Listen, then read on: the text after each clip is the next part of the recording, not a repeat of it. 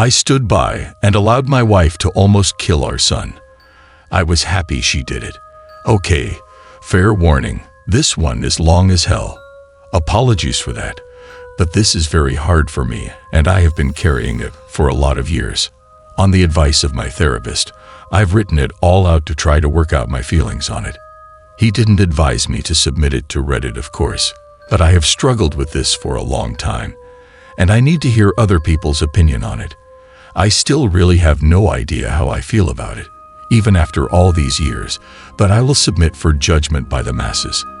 I know I did wrong on some things, probably a lot of things. I tried to do my best that I could. My son was very troubled. Very troubled. If you have seen the movie, we need to talk about Kevin. It will really help to understand what I'm talking about, because I swear to God, when I watched that film, I thought I was watching a documentary of my life. I felt like the writer must have had cameras hidden in my den house. That's how accurate it was. The only difference is that in the movie, the boy appears normal to his father and only reveals his true nature to his mother. With my son, he didn't have that mask. His insane behavior was the same with everyone. From the day he was born, my son just came out wrong. He was planned. My wife and I tried to get pregnant and were ecstatic when he was born. He was wanted and loved. We showered affection on him and really tried to give him a happy childhood.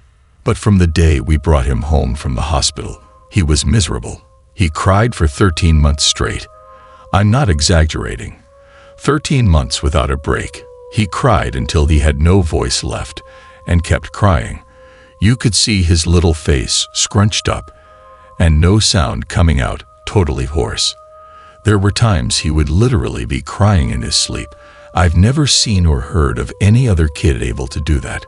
We brought him to doctors, specialists, tried changing his diet, held him, rocked him, toys, swaddling, music, mobiles, everything we could think of.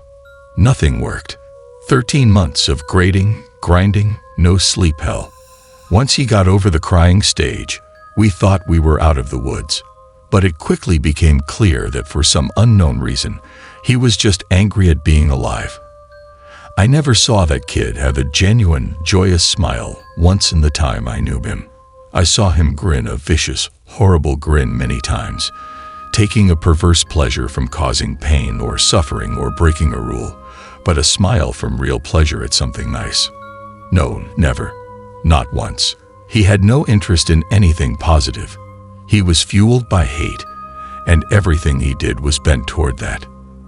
As soon as he could walk, his mission in life was to destroy things. He would break or try to break anything that came in his range, smash it, chew it, throw it in the toilet, whatever he could. After a while, he figured out how to get his diaper off and took great pleasure in shitting and pissing anywhere he could. After a while, he figured out he could hide it and started pissing and shitting in places we wouldn't find right away, grinding it into carpets, making it even more of a problem to clean and making the house stink. When he got older, ages 9 to 15, he would piss and shit in our bed until we got a lock on our door and he wasn't able to get in anymore. Then he'd just take a dump in the hallway in front of our room. That biological warfare started around 2.5 years old, and he never grew out of it. I'll try to speed it up, as I could literally go on for days about this stuff, but as he grew older, he became more and more unmanageable. He would bite, kick, scream, scratch, and spit at anyone trying to do anything with him. He was kicked out of school twice before he was 9, then let him back in and then kicked him out for good. He had to change schools. The next one put him in a special class that kept him away from the other students. We had to install a door and lock on the kitchen because he would steal knives and use them to gouge the walls/furniture or chase people with them. When he was 10, he stabbed me pretty good in the hip and ass. I still have the scars. As he grew older, he grew darker. He moved into setting things on fire and torturing local animals. There was a stray dog that hung out around the park near our house. My son blinded it in one eye with a BBQ fork. He would dip cats' tails in gasoline and light them on fire. he became a violent, stinking, vicious beast that lived in our house. We couldn't do anything with him. I will take this opportunity to preempt that tsunami of messages. Yes, we had the kid in fucking therapy. He saw a psychiatrist twice a week and had God knows how many different medications prescribed to him over the years. Nothing worked. Therapy didn't work. Meds didn't work. Nothing fucking worked. He was like a poison cloud of hate and fury lashing out at anything in his reach. When my son was 16, my wife got pregnant again. I can't tell you how different our reaction was. Instead of joy, we felt horror. This pregnancy had not been planned, and we really were at a loss over what to do. My son had been such an unending nightmare for 16 years, we couldn't take the idea of starting again from the beginning. We talked a lot about terminating, but A, access to abortion was not as easy in those days as it is now, and B, my wife was very against it. We talked about many options. In the end, we decided that my wife would have the baby, and if it turned out evil, we would put it up for adoption. We knew we just couldn't do it again with another child like our son. We had a daughter. She was normal. Suddenly, we saw what our lives should have been like the whole time, how things would have been had our son not been himself. She laughed at things. She breastfed without biting. She didn't have teeth yet anyway, but you could tell she was just trying to eat, not tear her mom's breast off. After 4 months, she was sleeping through the night. She was happy. She was normal. I can't describe the relief and happiness that we both felt. I don't have the words for it. This where I believe I may have started really pulling back from my son. Up until that time, whatever mistakes I made, I had always tried to do the best for my son. I am convinced of that. I tried to help him and love him and care for him. I really tried. But when my daughter was born, my wife and I both instinctively just turned toward her. She became our focus, not from malice, but just because she was so much easier. She was so happy and sweet.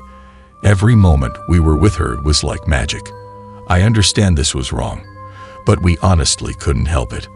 I don't have a better explanation than that. My son hadn't given a shit about my wife being pregnant.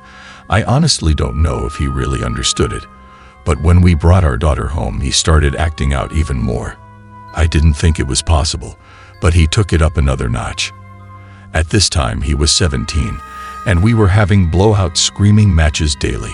Usually after we fought, he would storm out of the house and disappear for hours at a time, or come back the next morning. It was a relief. I started to actually look forward to our fights because it would get him away from us for a while. After the birth of our daughter, my relationship with my son was almost entirely gone. Our only real interactions were screaming at each other. My wife was even worse with him. She just had nothing left. By that time, if our son even came into the same room as her, she would just stop whatever she was doing and start screaming, "Get the fuck away from me. Get away. Get the fuck out." Until he left. He started spending more and more time out of the house, which was a blessing for us.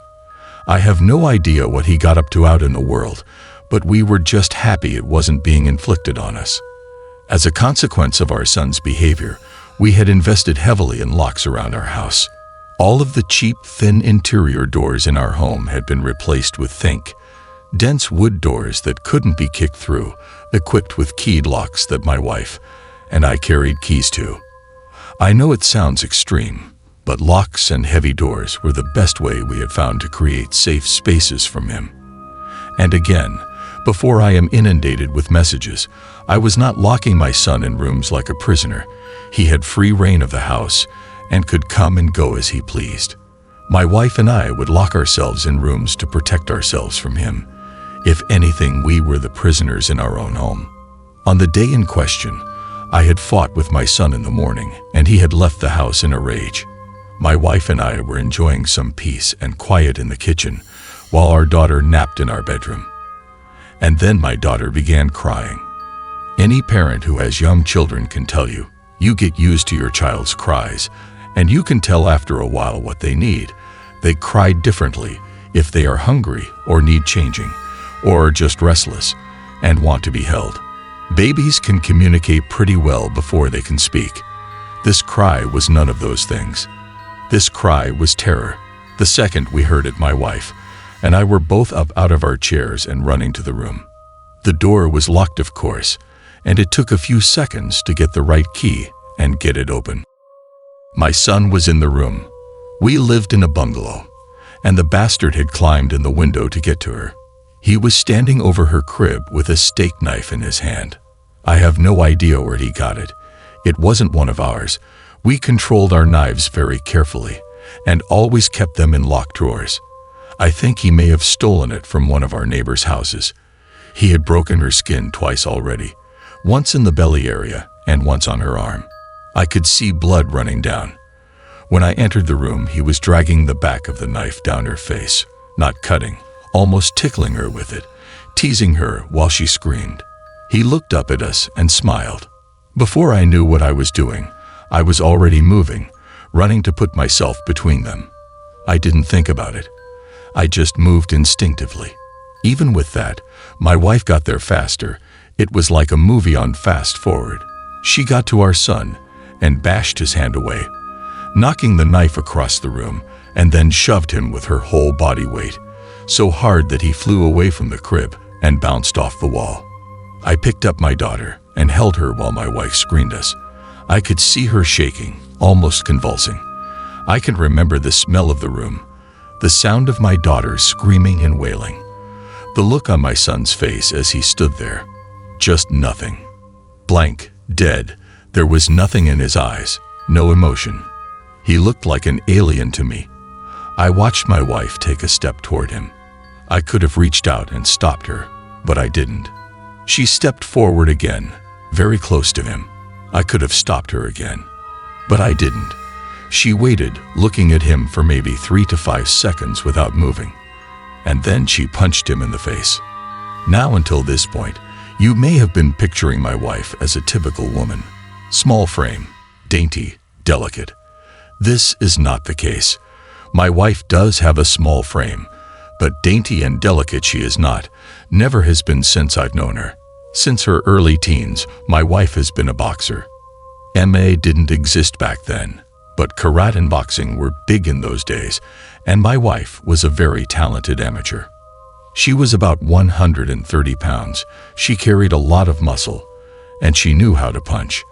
I had 70 pounds on her back then, and I have no doubt that in a real fight between me and her she could have and would have pounded me flat. Neither of us had ever laid a hand on our son in anger before, but something broke in her that day, and all the years of anger and pain and sorrow and frustration just came pouring out. When she hit him, his head snapped back and blood started pouring out of his nose. He hardly reacted. He just looked at her with this shocked expression, like he didn't know how to process what had just happened. She waited another second, and then she hit him again. I could have reached out and stopped her. I could have dragged her out of the room, taken her away, calmed her. I didn't. I just stood there and watched while she systematically started to pound him to a pulp. Every time he brought his hands to cover one part, she would blast him somewhere else. Body, head, over and over. He started screaming, crying out, yelling for her to stop. It's the most genuine reaction I'd ever seen him have to anything in his whole life. But she wasn't stopping. I watched her ramping up, hitting harder, faster, working him like a heavy bag. He tried to swing at her, and she slipped him easily. She was on autopilot, sinking down into her training. I stood there watching for a minute. Then I turned my back on them and took my daughter out of the room. I brought my daughter to the kitchen and gave her a bath in the sink. I found that he had cut her a 3rd time on the sole of her foot. All the cuts were superficial. I cleaned her up and held her until she calmed. I put polysporin and Band-Aids on her cuts.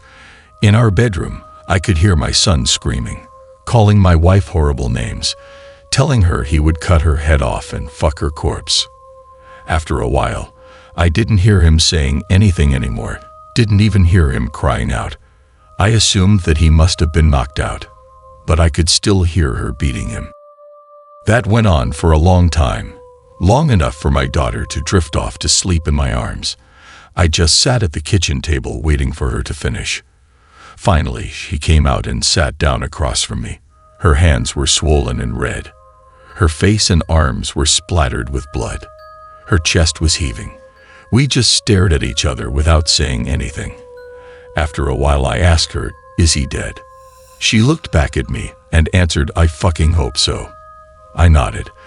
That was all there was to say about that. I understood how she felt perfectly. I felt the same. I didn't know what to do, so we just sat there waiting silently. Eventually, my wife started crying and went to go take a shower. I just stayed where I was holding our daughter.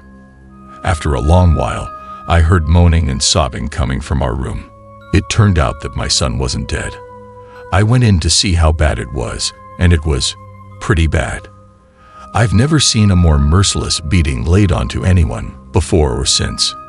He was lying on the floor, rolling around with blood leaking out of his face, lying in a pool of vomit.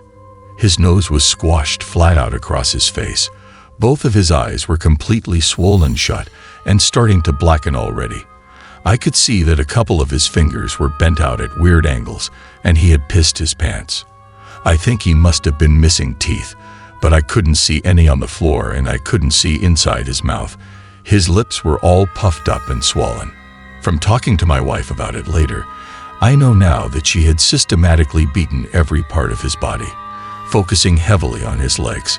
She told me she kicked him in the groin repeatedly until her legs got tired, and had kept beating his body long after he had passed out. When my wife came out of the shower, I still didn't know what to do about our son.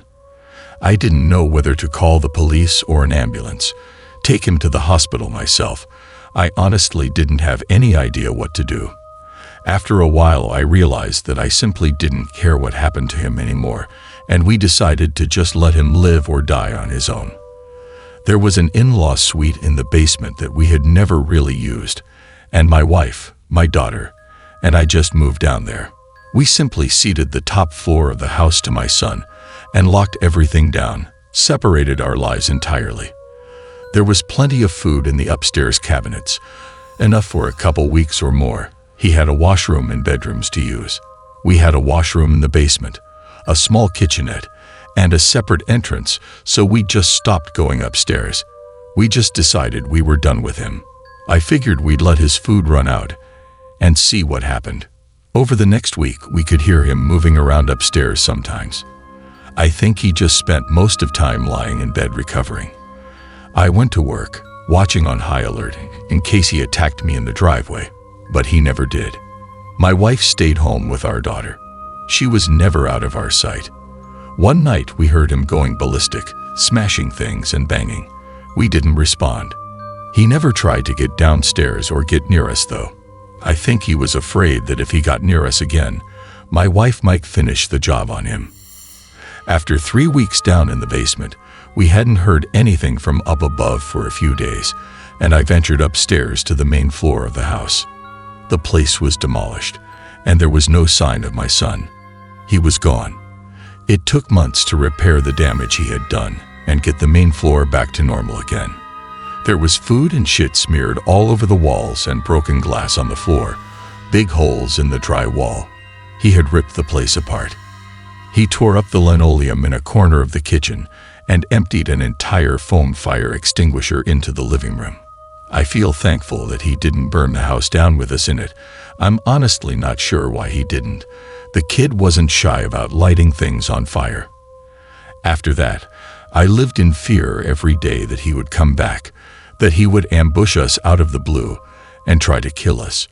We moved house about 3 years later, and I finally stopped being afraid that he would show up again, as now he had no idea where we were. I finally felt safe from him. All this happened a long time ago. My son was born in the spring of 1971. My daughter was born in '88. I'm an old man now. I'll be 70 this year, and my wife passed from cancer in 2016. My daughter is 31 now. I moved in with her and her husband after my wife passed. I've got 2 granddaughters, and they are the joy of my life. I see a therapist a couple times a month to talk about all this. I don't know where my son is. The last time I saw him was when he was lying on the floor of our bedroom, bleeding and smashed. I haven't heard from him since he left. More than 30 years now. I don't want to. I carry a lot of guilt from that time, and a lot of conflicted emotions. I didn't beat him myself, but I allowed him to be beaten, and I thought he deserved it. I was happy it happened. I didn't try to kill him, but I would have been happy if he died. I will say that I do hope he was able to overcome his demons and go live a normal life somewhere. If he wasn't able to do that, if he stayed the way he was, then I truly do hope someone out there killed him. When I knew him, he was a rabid dog, and whichever way it went, I just hope he isn't still out there hurting anyone else.